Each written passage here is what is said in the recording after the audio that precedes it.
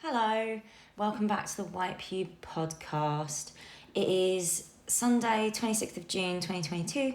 I am ZM and this week's text is a little review. I say little review, not because it's like short, because it's like, well, it is short. It's like just under 1,500 words. Like, it's short, but it's also, I think, little in the sense that normally with a review, I'm like coming down in critical judgment. I've got an opinion. I think with this review, it's slightly different. I've tried to avoid not tried to avoid, I just kind of like completely avoided any kind of like, is this good, is this bad? And more a review as an attempt to relate to the work on its own terms, if that makes sense. I hope that does. It makes sense to me, whatever. So yeah, I'm going to read it and then I'm going to go because it's Sunday. So I'm sure you've got plans. All right. The review is a group show called Cloud Point at Paradise Row. It is curated by Nicolas Bourriaud, the guy that wrote Relational Aesthetics or whatever. Okay. I'm at the heat wave, rolling blackout. I don't know where that line is from, but it does somersaults in my head. It rolls across the inside cavity like round fruit on an uneven counter. I can hear it, dull thumping as it bumps up against the existing interior furniture. Maybe it was poetry. Maybe it was a really good tweet. In 2022, there is simply no way to tell. Truly. I only wish there was Shazam for one-liners and little snippets of writing. Summer changes me. My legs and arms grow longer, darker.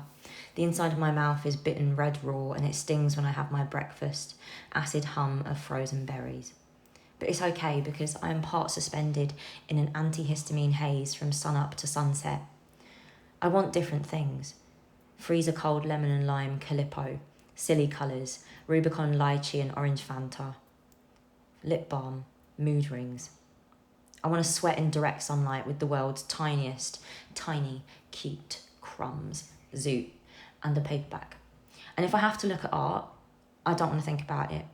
I want it to sizzle against the hot metal surface of my skull, sour or steamy, rolling over the uneven counter of my mind.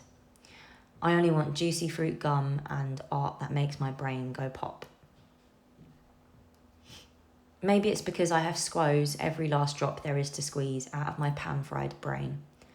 Maybe there is something about a body in the heat, theory and corporeality. I'm too busy dreaming of the tropics, humidity, the way sun ripens tomatoes all glossy red and bursting. I am too busy leaving my lip balm out in the sun, so when I squeeze it out of the tube, it slithers down my finger.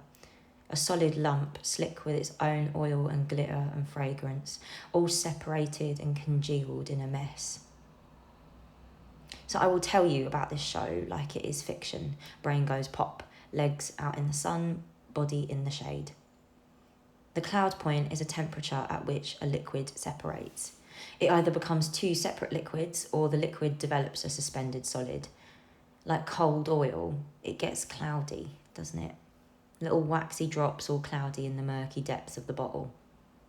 Well, that's the name of a group show at Paradise Row.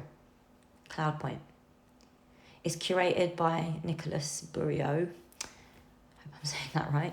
Relational aesthetics guy. So I was braced for something heavy, cerebral. If I'm honest, I was expecting something dry. I entered the gallery tensed and ready for a fight with my heatwave urges. What I got instead was good. I didn't know I wanted it, but when it arrived, I found myself being glad. The press release was blown up and printed on the wall. I skimmed through. The artists presented in this exhibition belong to a generation for whom no material is natural anymore. Cloud Point gathers artists who don't consider objects, products, or masses in their work, but rather the atomic structure of our surroundings and theirs. They are particularly interested in the in-betweens, processes of liquefaction, moments of coagulation, condensation points. I only mention this so that we can skip to the good bit. I live in a city and on the internet, and I am not sad that nature has upped and disappeared around me.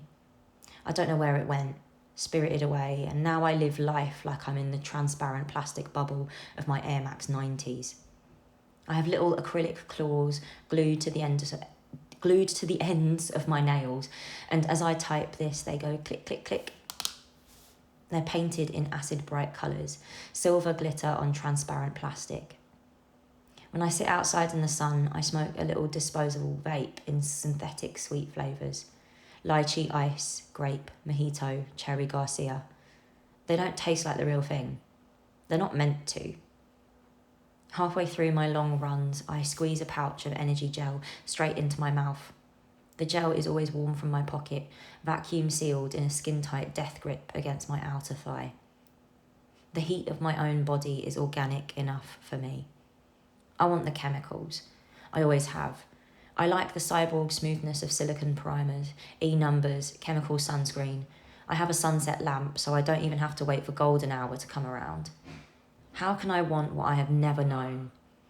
The synthetic is standard, default, banal. It is a material category, just like swimwear and ceramics. 2 paintings by Zara Landes, pushed up close and intimate side by side. The middle ground was coated a milky white, fading out into a gritty, silty gradient until it met the edges, smoking out into hard, inky black. These paintings felt hot and creamy, incidental.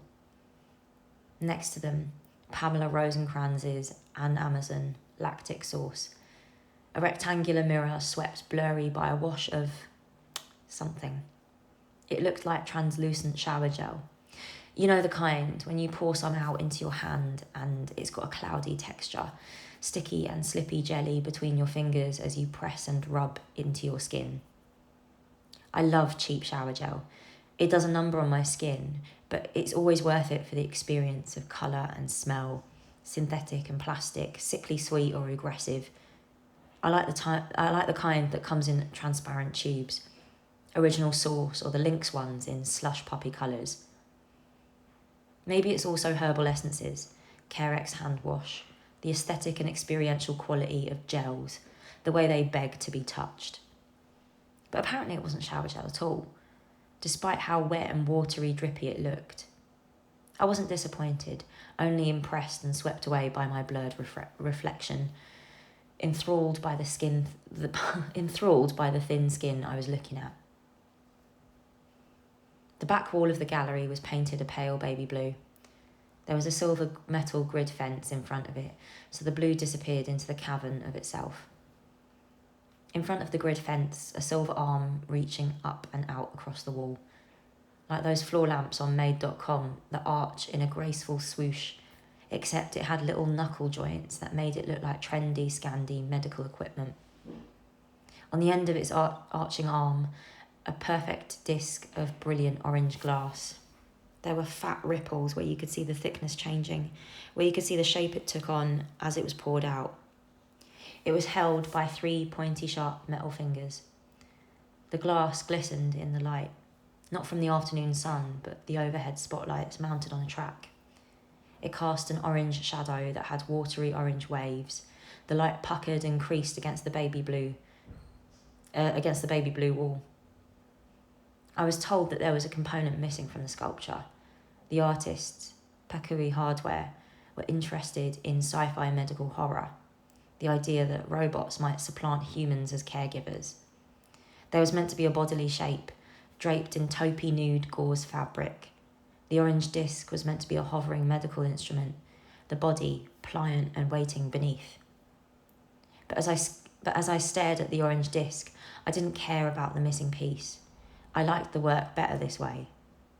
It made me think of all the different ways cultures have mythologized the moon and the sun, as demons and deities and fiery discs that grace us with light and heat and magic. I think if internet culture had its own way, the sun would be mythologized like this, a glass disc that looks like an arc floor lamp, expensive and sharp, fragile and arresting, perfect for Instagram and Pinterest. So the natural is a kind of fiction, held at a distance, and good. That's the way I want it. Maybe we should keep going, burn what's left of the ozone layer right off. Maybe we should let the world burn in some nihilistic slump. Maybe we should lean into the aesthetic of no hope, because I don't have any anyway. Egyptian magic cream pressed into cheekbones over glossy skin tint. Make a beautiful thing. I don't care whether politics has gone molecular. Mood ring, humidifier. Lean into the future when the future is disappearing. It's a more interesting, vivid aesthetic experience. Maybe, when the wound is fresh and we don't know where we are, we will be born anew.